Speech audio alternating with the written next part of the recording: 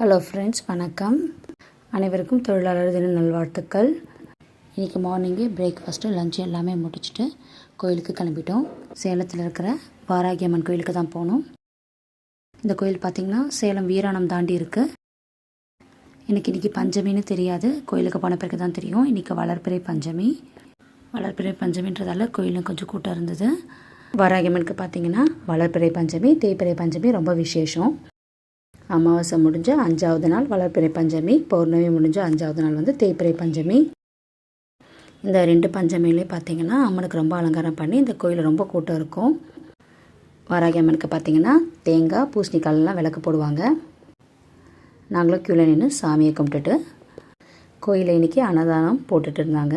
நாங்கள் ஒரு 10:30 மணிக்கெலாம் சாமியை பார்த்ததால் அன்னதானம்லாம் எதுவும் சாப்பாடல.